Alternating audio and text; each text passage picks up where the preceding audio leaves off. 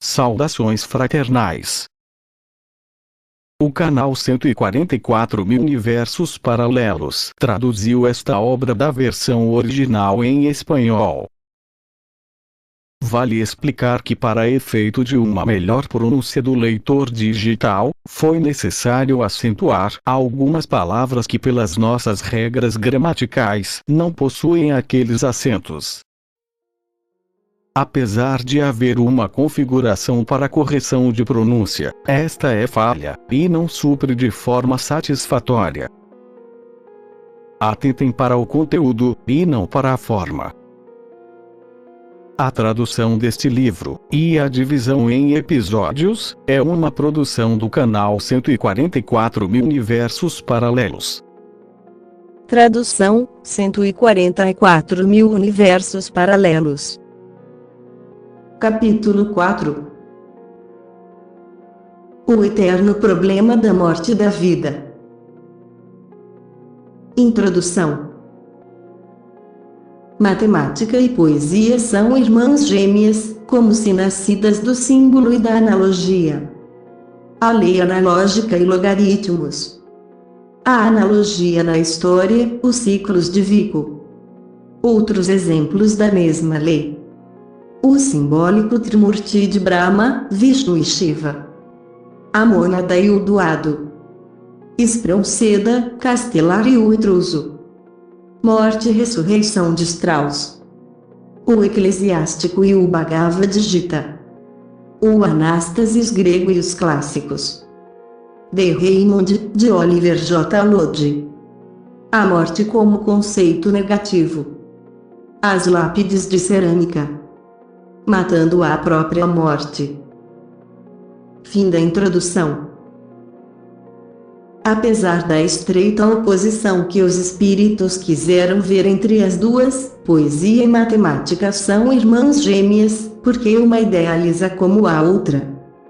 Embeleza e eleva analogicamente quantas realidades concretas constituem a nossa vida, isto, abstraindo da realidade objetiva tudo o que se relaciona com o tempo, espaço, modo, quantidade ou força, de acordo com as famosas categorias kantianas. O primeiro, operando todo tipo de generalizações harmônicas sobre qualquer fato real ou possível do qual a fada inspiração se pretenda alçar voo e carregamos quase sem nos dar conta. Todo o presente, passado ou futuro, harmonicamente conjugado com o anterior pela lei do símbolo ou analogia. Por exemplo, um poeta tem conhecimento efetivo das séries analógicas fundamentais derivadas da realidade de cada dia. E que já demos anteriormente, ou seja, para a aurora, a lua crescente, primavera, infância, meio-dia, lua cheia, verão, idade viril. E o crepúsculo noturno, a lua minguante, o outono e a velhice, meia-noite, a lua nova, inverno e morte, como tem tudo isso em sua idealização artística. Ele a emprega embelezando e elevando o nosso pensamento pelo mero jogo ou glosa de tais homologias, e assim, Jorge Manrique, em sua famosa Elégia, intuindo a ação da lei analógica da circulação arterial das águas, do mar às montanhas, passando pelas nuvens. E a circulação venosa ou de retorno da montanha ao mar, graças aos riachos e rios que fertilizam e dão vida aos seres orgânicos. Poderiam nos dizer maravilhosamente que nossas vidas são como os rios que vão para o mar. O que é o morrer? Lá vão a certas autoridades para terminar e consumir. Da mesma forma, imitando o aforismo analógico de Jó, ao estabelecer que a vida do homem na terra é como a do feno, De manhã, verde. Seco à tarde. Nosso clássico Roja se perguntou inspirado: o que é nossa vida mais do que um breve dia, em que o sol mal nasce, quando se perde na escuridão da noite sombria? Superando, porém, tudo em simplicidade e sobriedade filosófica, o próprio canto popular que diz: de manhã, para nascer, ao meio-dia, para viver, à tarde envelhecer, e à noite morrer. Mas, para morrer, é claro, para renascer para um novo dia, uma nova lunação, um novo ano ou uma nova vida. Quem, de fato, pode reivindicar o direito de pensar que a série da natureza nunca pode ser interrompida? Da mesma forma, a matemática, por sua vez, estabelece, entre milhares de outras, o logarítmico, o vulgar ou analógico, em que cada poder sucessivo de 10 tem por logaritmo respectivo o número expresso pelo índice desta potência. Isto é, o 0, logaritmo para 10 elevado a 0, o 1, para 10 elevado a 1, o 2, para 10 elevado a 2, o 3, para 10 elevado a 3, etc., sendo capaz o matemático, como é sabido, escalar analogamente, digamos assim, através das séries aritméticas muito suaves de unidades sucessivas, até os termos mais elevados da progressão geométrica com aquela acordada, por mais inacessíveis que possam parecer à primeira vista. Além disso, a matemática, com tal marcha analógica, leva-nos à bela concepção integral que combina e sintetiza as mesmas operações fundamentais da aritmética. A saber, reduzir às somas multiplicações, para você subtrai, as divisões, para multiplicações. Elevações de poderes, para divisões, extrações de raízes, e assim por diante, até as maiores alturas do cálculo puro. Sem falar na história. Vico, observando a estranha repetição analógica dos acontecimentos humanos ao longo do tempo, estabeleceu em sua nova ciência, como se sabe, a lei do ciclo, lei que é a de uma curva fechada de segundo grau, pois, notoriamente, no decorrer dos séculos, duas forças sempre atuam, a evolucionária ou progressiva, que tenta elevar a humanidade dia após dia, e a da inércia, lastro ou resistência, que também atua como força para compor o par de forças determinante do ciclo expresso. Claro, se considerarmos também uma terceira força, que é o progresso do planeta Terra como um astro, e quanto desta força nele habita, o dito círculo histórico nunca se fecha. Como não se fecham as órbitas efetivas da Lua e da Terra, indo para uma espiral ou outras curvas de graus mais elevados. O que, por sua vez, é toda a geometria analítica, se não uma ciência da mais pura origem analógica. Pois sempre que vê figuras geométricas as traduz analogicamente em valores analíticos, e sempre que ele vê valores analíticos, ele os traduz em seu analógico figuras geométricas correlativas. O que é, igualmente, geometria descritiva ou projetiva senão um dispositivo analógico, por meio do qual, da mesma forma que o poeta vai de uma noção à outra, com ela analogicamente conjugada como já vimos, passa constantemente das formas do plano para os do espaço e vice-versa. O que é, em suma, senão uma aplicação a mais surpreendente da lei da analogia que supõe a passagem da geometria analítica e descritiva para a mecânica racional, passando o número, a forma, o espaço e o tempo para a mera força viva. Concordemos que tudo isso, e muito mais que poderia ser dito, não deixa a menor parte dos cânones supremos do analógico possam estabelecer. Talvez seja a concepção metafísica contida no famoso Brahmanic Trimurti de Brahma, Vishnu e Shiva, Trimurti, que, se para mentes vulgares ou mal intencionadas contra o que emana da sabedoria antiga, é composto por 3 deuses ou ídolos. Para mentes verdadeiramente iniciadas ou filosóficas, é apenas o emblema dos 3 poderes típicos e fundamentais do cosmos. O da criação ou emanação, aquele com a conservação, momento de equilíbrio entre as forças criativas e aniquiladoras e de a destruição. Em suma, ele mergulha tudo o que era antigo no caos para possibilitar a evolução posterior de uma nova vida. Além disso, visto que aos olhos da verdadeira filosofia nada dura, porque tudo é transitório, esta Trimurti não é, estritamente falando, mas um dueto, o ascendente, evolutivo, expansão, dilatação, vida, sístole, radiação, crescimento, etc., etc. De Brahma a Vishnu, isto é, da germinação apoteose vital, e a descida, regressiva, contração, de diástole, desligar, decrescimento, etc., etc. Isto é, de Vishnu a Shiva. E da apoteose do florescimento à separação da semente. E ainda deve ser acrescentado que tal duada nada mais é do que a manifestação.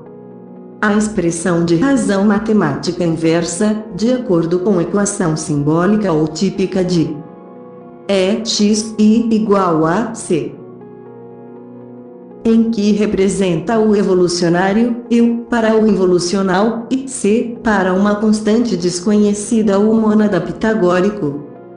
Ela, por sua vez, emanava de nada, de zero ou do desconhecido. Quem está claramente ciente de tudo isso não pode deixar de experimentar imenso consolo acima da pretendida morte e a pretendida vida. Porque ele não terá mais diante de seus olhos o árido panorama da seca ciência positivista, mas um campo sublime de possibilidades transcendentes sem limites conhecidos. Um campo em que não só todas as coisas do cosmos atuam em síntese suprema, mas também todas as faculdades do espírito, razão, imaginação, sentimento e quantas outras podem ser determinadas no complexo mundo microcósmico de nossa psique. Poderá também ser matemático sem deixar de ser poeta e vice-versa. Porque lhe será possível falar das unidades analógicas de ordens diferentes segundo os mais estreitos cânones geométricos de homotécia, involução e homologia. Mas, que matemática, quando com rigor e beleza transcendente, os poetas nos dizem a mesma coisa? Espronceda, por exemplo, dentro do harmonismo universal de opostos conjugados. Ai cruza. Ilha, sou eu, de descanso no meio do mar da vida. E o marinheiro, ali esquece a tempestade que passou. Ali as águas puras, convidam você a dormir sem murmúrio. Ali você dorme na calmaria de uma brisa sem som. Eu sou salgueiro melancólico, que seus ramos de sofrimento dobram-se sobre a testa que enruga o sofrimento. E enfeita o homem as suas têmporas com as frescas gotas de orvalho, enquanto a asa sombria derrama o esquecimento sobre ele. Eu sou a virgem misteriosa dos últimos amores. E eu ofereço um canteiro de flores sem espinhos ou dor. E amante, dou meu afeto sem vaidade ou falsidade. Não dou prazer nem alegria, mas meu amor é eterno. Em minha a ciência se cala, em minha a dúvida acaba. Árida, clara e nua eu ensino a verdade.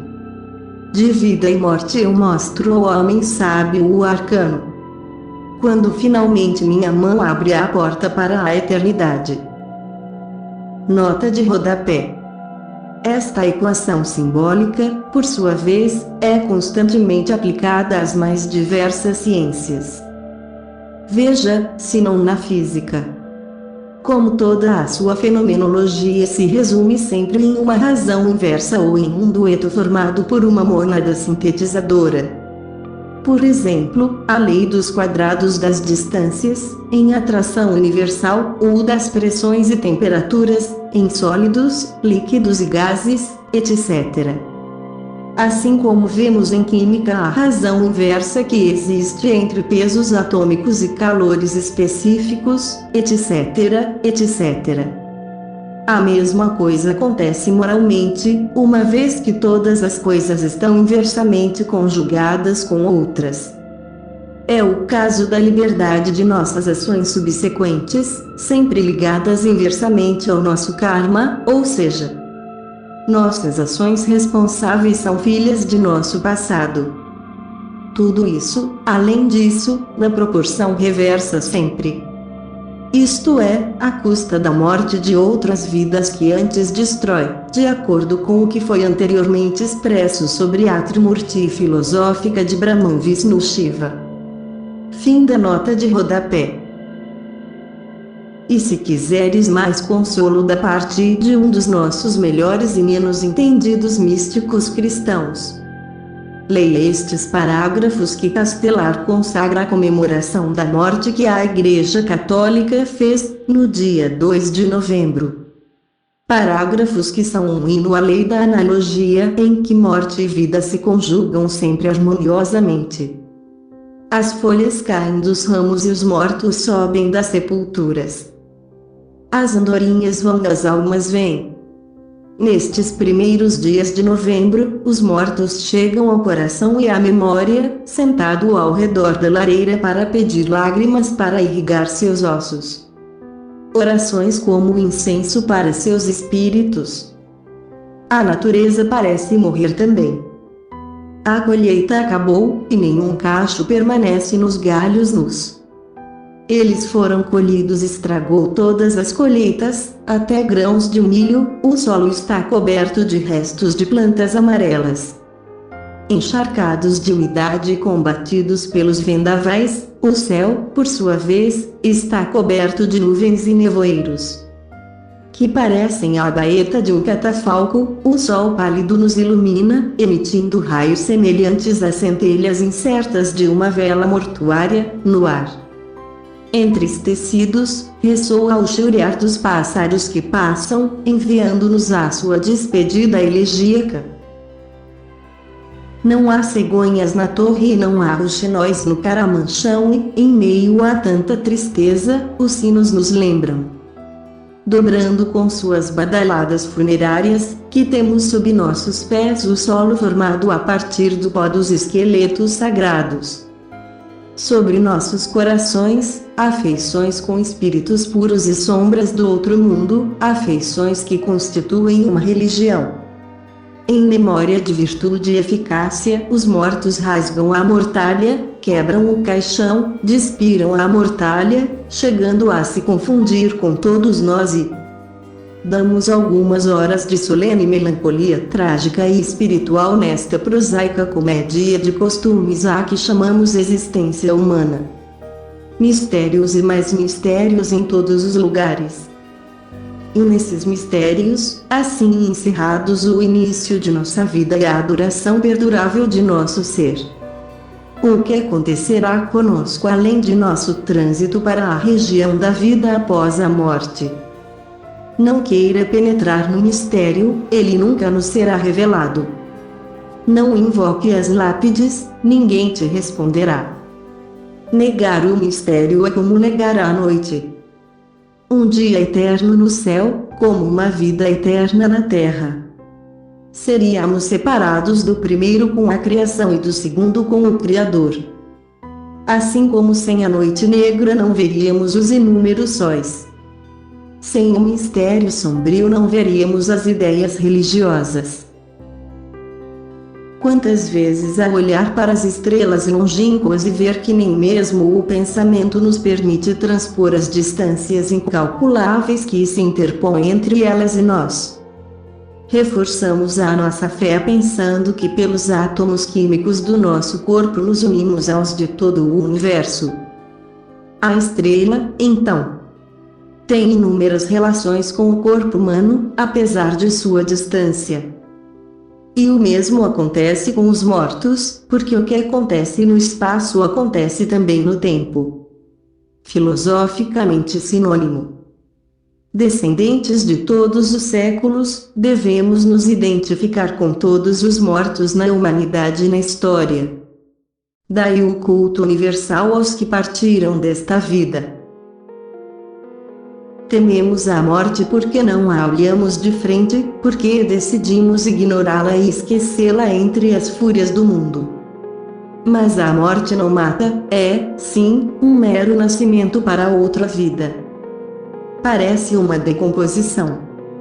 Porque o caule sem decompor a semente, nunca o fruto sem secar a flor, nunca uma nova forma sem quebrar, pelo menos as formas das quais nasceu no crescimento e no progresso de todos os seres. Há vermes no cadáver, mas eles, para o éter do amor divino, eles se transformam em borboletas no céu. Se não houvesse morte, não haveria renovação. O túmulo, visto de baixo, parece uma podridão, visto de cima, uma flor. O túmulo, que tanto nos aterroriza, será amanhã o nosso berço. Enquanto choramos um morto, pois a individualidade tão laboriosamente alcançada pela evolução nunca pode ser perdida. Outros veem um recém-nascido, porque a vida é eterna. E enquanto houver dor e houver morte haverá religião. Porque para as portas do sepulcro permanecerão imóveis e a razão silenciosa, e a palavra divina falará e abrirá suas asas à luz da fé celestial e inspirada. A vida na qual eles não caem, por causa da dor. Algumas gotas de lágrimas são como um daqueles desertos em que uma gota d'água não cai do céu, eles apenas criam víboras. Se tirarmos o suor da testa do trabalhador, das grandes causas, seus mártires, da obra do artista, suas tristezas, do amor, da sua tristeza e da vida, enfim, esse cipreste fúnebre que se chama morte, não haverá fé, mas não haverá virtude, nem esperança, nem poesia, nem beleza moral no mundo. O culto dos mortos é o ramo principal da árvore mística da religião. Que poético o dogma professado pelos celtas! Acreditando-se à noite seguido por um espírito que, sem os intimidar em nada, os ampara como uma proteção especial contra a natureza, concentrando-se nos seus filhos preferidos. O toque das almas nas primeiras horas de uma noite de inverno produz um certo calafrio ao toque das asas de um espírito, de um ser de outro mundo em nossos templos. A vela dourada colocada no mármore negro, o pão colocado na lápide, a coroa de sempre vivas, símbolo da imortalidade, a oração fúnebre. Todas essas fases e vestimentas nas liturgias mortuárias nada mais são do que comunicações íntimas dos mortos com os vivos no seio da eternidade. Abundando em grandes esperanças de uma vida após a morte, capítulo 41 do Eclesiástico descreve admiravelmente como a morte é doce ou amarga, de acordo com o viver de quem a recebe, dizendo: ó morte, quão amarga é a tua memória para o homem que está calmo no seio de suas riquezas. Aquele a quem tudo vai bem e que goza de uma saúde robusta, e por outro lado, quão boa é a vossa sentença para o homem necessitado cujas forças o deixam, e que, decrépito e cheio de cuidados, carece até mesmo de paciência.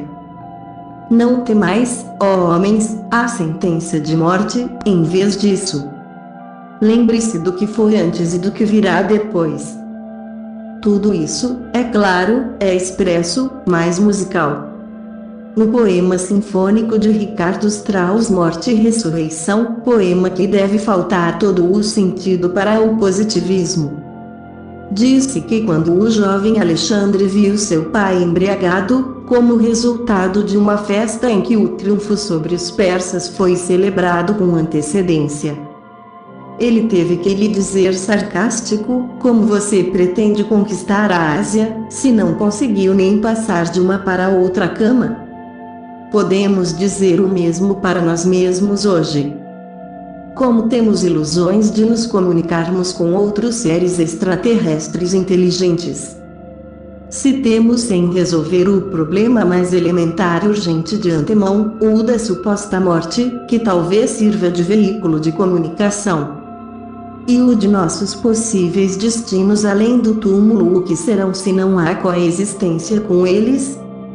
Viver de apenas 50 a 80 anos nos dá o direito de falar com a vida eterna? Não. Antes de nos comunicarmos com os seres inteligentes de outras estrelas, ou do próprio espaço, é necessário, talvez, matar em nosso peito aquele medo da morte, a causa ancestral de todos os nossos infortúnios, e o obstáculo mais sério de todos os tempos. Sempre oposta ao nosso progresso, porque com o medo da morte todos os outros medos estão inextricavelmente ligados, o medo da dor. Mas não temos nada a temer, em vez disso, vamos nos consolar, dizendo também como Castelar, o cemitério de Pisa. Os males humanos jamais poderão obscurecer as verdades divinas em minha alma. Ao distinguir o bem do mal, eu distingo a morte da imortalidade. Deixo meu corpo aqui como uma armadura que me cansa, para continuar minha ascensão infinita aos altos cimos, banhado pela luz eterna. Ou como o diálogo entre Krishna e Arjuna, no Bhagavad Gita: se tudo que nasce tem que morrer, tudo que morre renasce indefinidamente. Mas o espírito humano, por outro lado, nunca pode ser morto, o fogo não pode queimá-lo, a água não pode inundá-lo, nem a espada pode feri-lo, porque é eterno, infinito, imensurável, como aquela essência divina de que emanou. Os gregos, influenciados pelo mesmo espírito, sempre falavam da anástasis, literalmente elevação, ressurgimento, retorno ou ressurreição, isto é, a continuação da existência da alma ao longo das reencarnações ou vidas físicas, que as primeiras são enfiadas como contas no cordão de um colar. E era uma crença tão firme e universal entre os druidas e gauleses que, de acordo com Diodoro Siculus, 11:28, eles confiaram às chamas mensagens para seus queridos mortos e, de acordo com Pomponius Mela, capítulo 111, e Valerius Máximos, 11:6, aceito com maior naturalidade nas contas a pagar, não nesta vida, mas no futuro, ad inferos.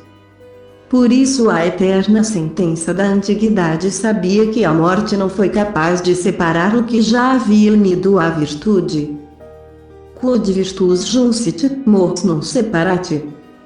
Hoje, depois dos horrores da Guerra Mundial e depois da noite horrível do positivismo do século XIX, volta às mesmas ideias do passado em relação à anástase grega.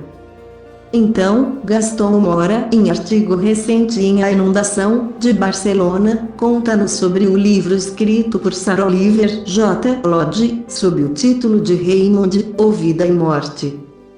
Sobre isso, o escritor diz: toda a imprensa inglesa se dedicou a criticar o livro. Suas edições chegaram a centenas de milhares de exemplares. Um jornal estimou-as em mais de 1 milhão. É possível que nenhum outro livro, originalmente escrito em inglês, tivera um sucesso tão prodigioso. O autor é Sarah Oliver J. Lodge, listado, por seus talentos, na constelação brilhante de Spencers, Darwins, Russell Wallace e Myers, além de Raymond.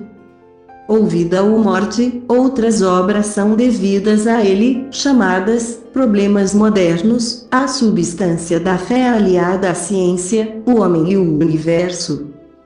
A sobrevivência do homem, raça e crença, uma guerra depois. Sarah Oliver J. Lodge sofreu a perda de seu filho Raymond, um engenheiro mecânico. Formou-se na Universidade de Birmingham. À sua morte ele dedicou o grande jornal Os Tempos um obituário sincero e muito expressivo. O pai amável resistiu ao golpe com resignação patriótica. Seu filho morreu gloriosamente, cumprindo seu dever, ele morreu por seu país. Pela velha e livre Inglaterra. Está bem. Mas tudo teria sido aniquilado em Raymond. Não restaria dele mais do que a memória nas mentes e nos corações daqueles que o amaram em vida. Seus pais, seus irmãos, seus amigos e ex-colegas de classe. Sir Oliver J. Lodge, que é um homem de ciência e um homem de fé, que ele é um crente.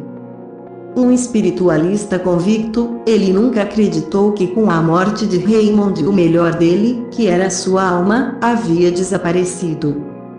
A morte destruiu, aniquilou o envelope, o corpo do menino nobre e corajoso. Mas não destruiu sua alma. A morte para o sábio inglês nada mais é do que uma transformação. A porta que se abre para o mundo invisível dos espíritos, que são almas desencarnadas, libertadas pela morte. Para ele, tudo o que vive, vive sempre. E a alma vive, após a morte, e sob certas condições pode se comunicar com os humanos. Estou tão persuadido, diz ele, da continuação da existência do outro lado da morte. Como eu sou da existência que mais de 30 anos de estudo gradualmente o levaram à convicção de que não apenas a existência individual persistente é um fato, mas também, sob certas condições, a comunicação é possível entre aqueles que estavam e aqueles que ainda estão vivos. Se os seres humanos que partiram podem se comunicar conosco, podem nos aconselhar e ajudar, podem influenciar nossas ações, é claro que as portas estão abertas para uma troca de riquezas espirituais além do que ainda imaginamos. Aprendamos, então, pelo testemunho da experiência, seja nosso seja dos outros, que os que foram, ainda são, que cuidam de nós e nos ajudam. Que também eles estão trabalhando e esperando, progredindo e aprendendo. O que, de fato, é a morte? Fisicamente, é o ato de cessar a coordenação orgânica humana e de formar às custas do corpo que se diz ser nosso uma multidão de organismos inferiores, até o limite natural dos componentes minerais desse, água, dióxido de carbono, etc., etc. Preparando-se assim para ingressar em novas organizações. Metafisicamente, a morte é muito mais, a saber, a queda, a cessação das atividades do ser que se diz morto em estado de latência, inanição e atonia, diametralmente oposto ao estado de atividade que o caracterizava até então.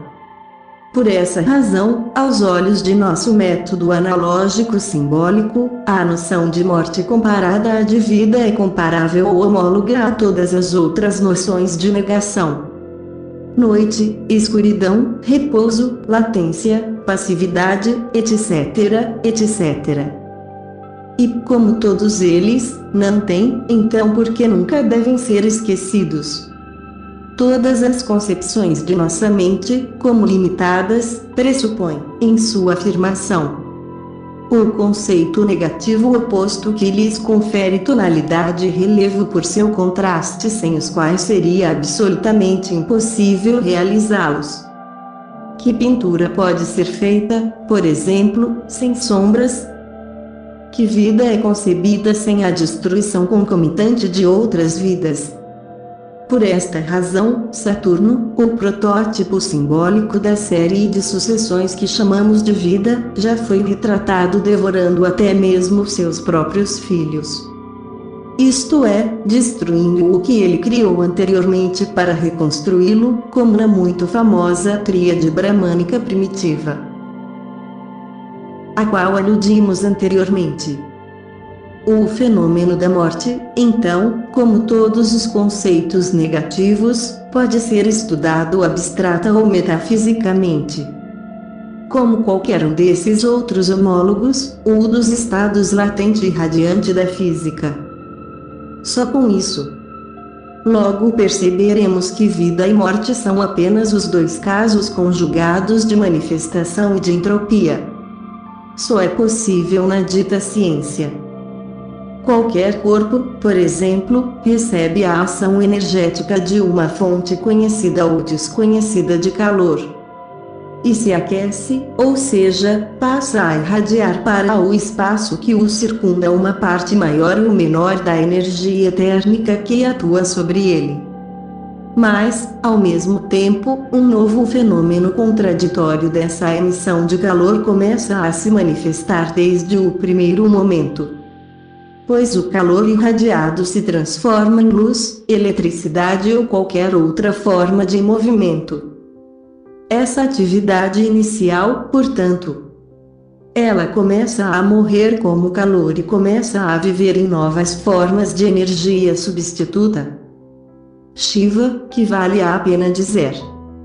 Começa a destruir o calor para que Brahma, por sua vez, crie a luz ou outra das 1000 formas nascentes de energia. Dentro da lei de Vishnu, palavra ou logos cósmico, do que não faz com que nada de verdade seja criado e nada seja destruído em todo o cosmorama sem fim. Que chamamos de existência manifestada, emanando do seio insondável do oculto. Contudo, se conhecêssemos apenas o calor, e não as outras forças físicas com o calor conjugado pelas mais perfeitas leis de reciprocidade e reversibilidade, diríamos que o calor morreu.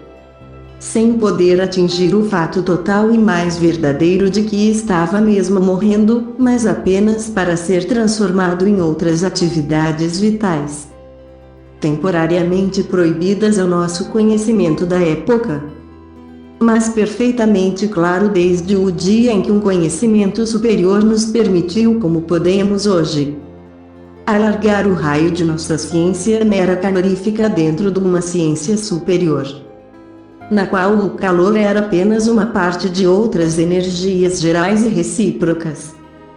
Luz, eletricidade, raios X, etc., etc., em uma palavra. Que sabemos a metafísica do calor, isto é, nossa ciência atual da física, uma ciência que com respeito a outra tão parcial e deficiente, não constituiria senão um belo e eficaz objetivo, alcançável mais cedo ou mais tarde como já o conseguimos hoje com nosso esforço científico. Aqui está todo o nó da questão da morte, tão temida. E aqui está toda a sua grande mentira, a partir da qual uma concepção mais perfeita do que o homem é, na verdade, confundido pelo vulgar e pelo perverso, com aquele fraco organismo animal ou corpo físico, pelo qual o homem se manifesta nesse mundo. Prisão tridimensional eficaz, das possibilidades indefinidas, velozes, que o estudo das multidimensões mostram, como já dissemos. Se em cada um dos dias da nossa vida tivéssemos limitado tanto a nossa ciência e a nossa consciência que não podíamos ver além, nem nas realidades do dia anterior que já passou para o reino de Shiva, nem das realidades do dia que se seguirá, emergindo do seio de Brahma, no qual naquele tempo está o germe o que vai nascer, no tempo de se dormíssemos, sentiríamos terrores semelhantes aos atuais da aproximação da morte. Não há nada, diríamos a nós próprios, sépticos, para cair no inconsciente, nas trevas do não ser, no mistério do que ignoramos. Sem termos uma certa experiência ou de dias anterior, nem de dias futuros. E que linguagem, dentro de um materialismo de raio curto imaginado que não vê mais longe do que aquele dia, não seria menos lógico e positivo do que o que hoje pode parecer o nosso outro materialismo, que hoje não vai além do raio cretino daquele dia fugaz de nossa vida física. O mesmo que o dia, poderíamos dizer analogamente ao ano e outros ciclos como o da impuberdade e da puberdade, até atingir o ciclo máximo do ceticismo atual. cujo raio é o de vidas físicas repetidas. O problema, assim colocado analogicamente, nada mais é do que o já debatido do próprio método analógico.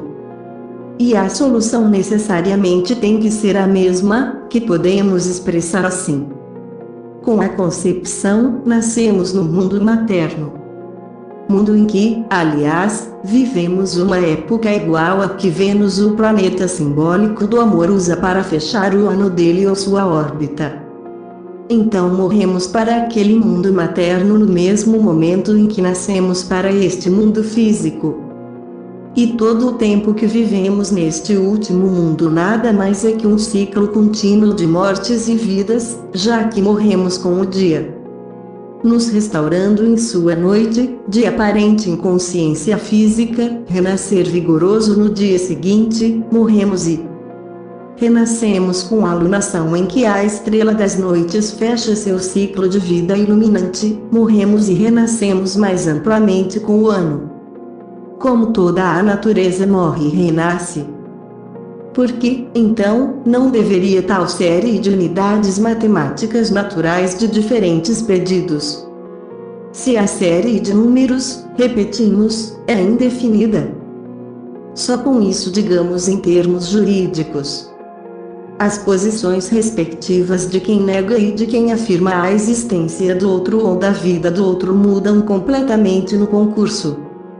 Nós, de fato, como demandantes, como afirmadores, somos obrigados, é verdade, a provar com fatos, perante o tribunal do bom senso, tal realidade do além-túmulo, coisa que a morte se encarregará de revelar.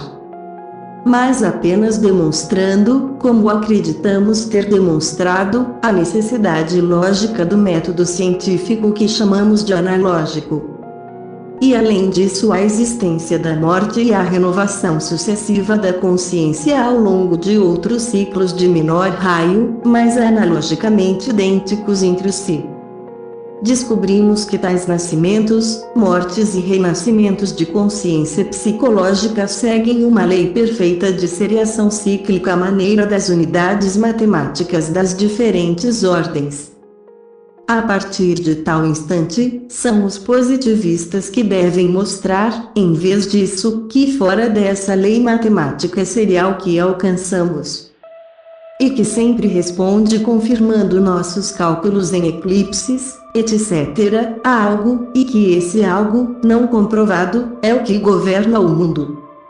Continue por este caminho positivamente demonstrativo seria fácil para nós, mas nossa própria consciência protesta indignada com nosso comportamento profano. Porque, com efeito, mostrar luz aos cegos, transgredindo aquele preceito evangélico divino relativo aos tesouros do reino de Deus? Deixamos então seu mundo cretino para os poucos positivistas que permanecem após a catástrofe mundial. E vamos sempre ouvir os sábios do passado e os poetas. Um deles, o Sótão Henrique Gomes Carrillo, nos conta, falando das lápides de cerâmica. Nas claras tardes atenienses, quando os picos harmoniosos do ímedos começam a se desvanecer no azul profundo do crepúsculo, não há lugar de peregrinações apaixonadas que atrai com tanta força quanto o antigo cemitério de cerâmica. Entre as lápides de mármore intactas preservadas por um milagre, toda a doce filosofia dos pagãos áticos torna-se uma lição visível na realidade consoladora. A morte, a intrusiva morte, que em outros cemitérios nos enche de angústia, a morte, que antes fora a dolorosa obsessão do Egito. A morte, que mais tarde teve que dançar antes da Idade Média com medo de sua dança macabra, a morte, que aparece em toda parte austera, comida, gesticulando, a morte, hedionda implacável, aqui, na Atenas de Palas. Dificilmente nos sugere, com sua aparência grave de bela senhora velada, uma melancolia respeitosa. As inscrições gravadas pelos poetas nas pedras quase nunca choram e, quando choram, é sem gemer nem desespero. Aqui jaz um homem que deixa o mundo como veio, diz um epitáfio. E melhor do que as letras, as figuras dos relevos falam, ao passante, de calma resignação. Pare viajante, murmura cada lápide, e contemple o último dia da vida. Os mortos, na verdade, são apenas os viajantes supremos que estão ausentes, para nunca mais voltar. A cada momento vemos Chiron aparecer, impassível em sua atitude um tanto desdenhosa e um tanto fatigada. Seu barco tem na curva os olhos abertos perante o infinito. Aqueles que têm que atravessar o Aqueron embarcam sem nojo sempre. E às vezes sem dor, às vezes com alegria. Triste servo de Plutão, disse o Diógenes de Leônidas de Taranto, receba-me em seu esquife. Embora já esteja carregado de sombras, o que levo como bagagem é minha lamparina e minha garrafa de óleo. Quem embarca entristecido não sente medos obscuros, além de um mistério. A única coisa que os entristece é ter que renunciar à vida e aos seus prazeres. Entre os epitáfios funerários da antologia, que mais parecem um cemitério ideal, com túmulos dos 5 grandes séculos gregos, há epitáfios que riem e epitáfios que choram, mas não epitáfios desesperados.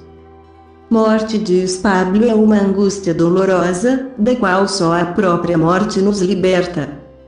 Não choremos, então, por aqueles que deixam a vida, porque depois do túmulo não há sofrimento. O sofrimento é abandonar o que você ama. Mas isso em si tem sua doçura. Na repreensão a mim mesmo, Solon diz que a morte não venha sem que algumas lágrimas sejam derramadas. E que meus amigos, ao me verem partir, se entristecem com uma tristeza majestosa, calma, digna. Numa famosa lápide deste cemitério ateniense, vemos um cidadão a dar o último adeus à sua família. Com um gesto sério aperta a mão da mulher. O rosto tem uma imensa melancolia. Abre aspas, é indispensável, fecha aspas, parece murmurar.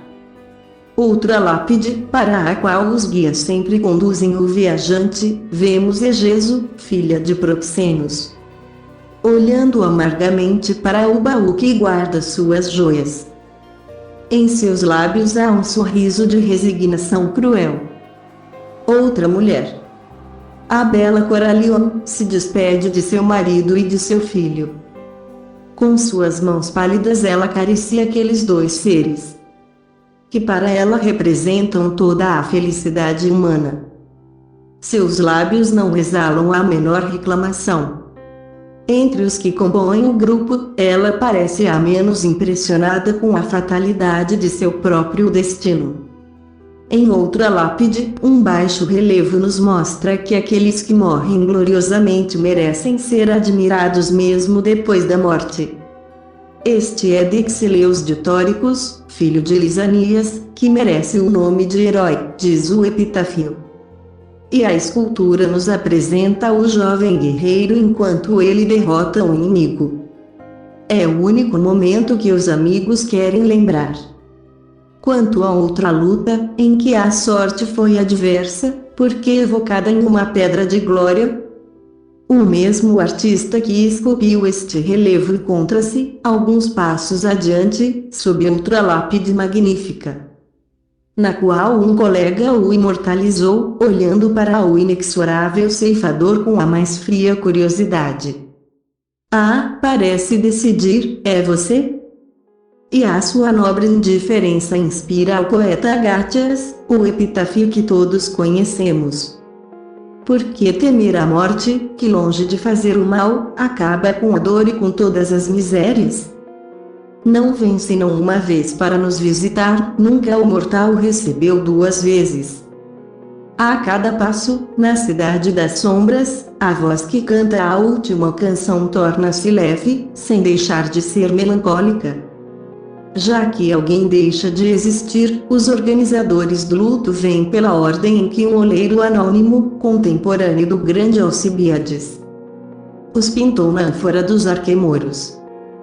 O cadáver é estendido em uma cliné, sob uma sombrinha segurada por uma escrava. Outra escrava envolve sua cabeça imóvel com rosas e perfuma seus braços inertes. Aos pés da cama para o poeta que vai compor o epitáfio. Seu rosto jovial mostra que os eruditos examinadores não serão muito tristes ou numerosos ao dizer: pare, caminhante, aqui está um jovem que morreu na idade em que outros nasceram para a vida do prazer, sua tarefa lírica estará concluída. O objetivo é usar as formas de Hesíodo e os epítetos de Minermo. Aqueles que ensinam o desprezo ou o ódio à existência são considerados loucos perigosos. Os gregos os chamam de pisitanatos ou conselheiros da morte. E aconselham o abandono da bela vida é um absurdo, é um crime. O Estado, que não pode tolerar tal crime, fecha a escola em que Egésias, a taciturna, prega um evangelho que leva ao suicídio. E o suicídio é uma loucura. É o pior da loucura. Aqueles que cruzaram o Aqueron sabem disso, já que suspiram eternamente pelo mundo perdido. No reino do Hades, a nostalgia é um mal frequente. Os próprios heróis têm nostalgia. Quando Ulisses parabeniza Aquiles pelas Champs-Élysées, o vencedor de Heitor exclama: amigo generoso, as tuas palavras são vãs. E na minha alma juro-te que gostaria muito de ser um mercenário do miserável agricultor, que mal pode comer o produto do seu campo, reinar como um tirano absoluto nesta cidade das sombras. A serenidade helênica é uma forma de resignação. Embora os homens possam lutar para permanecer vivos, eles o fazem desesperadamente. E se, quando sucumbem, não se rebelam contra a sorte nem se encolhem diante da fatalidade, é porque desejam morrer em beleza, não tendo um inferno cheio de tormentos ou esperando um paraíso de alegrias inefáveis. Eles desconhecem a angústia e o êxtase de outras raças. Depois de dar uma última respiração, todo o ser desaparece. A alma que permanece viva, a alma imortal, nada mais é que um símbolo para poetas e escultores, um símbolo que aparece enterrado com o corpo. Além de levar uma vida livre, uma coisinha alada que perpetua aquele que deixou de existir, preservando sua forma. Seu traje, suas armas, algo como uma ligeira diminuição da matéria. Às vezes uma sombra pura que se perde no espaço infinito. O que é ser desta substância em um vago além não preocupa a ninguém, exceto os retóricos que discutem sem parar sob os pórticos, e que dão ao problema tanta importância quanto à propriedade de um epíteto homérico. Em sua carta a Meneceu, Epicuro diz: acostume-se a pensar que a morte não é nada para nós, pois todo bem e todo mal residem no poder de sentir, e a morte nos priva desse poder. Assim, este conhecimento justo de que a morte não é nada para nós significa que o caráter mortal da vida não nos impede de desfrutá-la. E isso não colocando diante de nós a perspectiva de um tempo indefinido, mas tirando o desejo de imortalidade. A concepção do além, tal como existe no mundo cristão, tão imbuída da vida eterna da alma, não adormece nenhum grego. Mas se, como você pode ver, nenhum grego, dentro do ceticismo característico da decadência espiritual do próprio século de Péricles, o problema da morte nunca tirou o sono deles, levou iniciados como São Paulo a algo muito mais glorioso. Isto é, matar a própria morte, estabelecendo o sublime problema da ressurreição sobre bases filosóficas muito firmes, como veremos no próximo capítulo. Fim deste capítulo.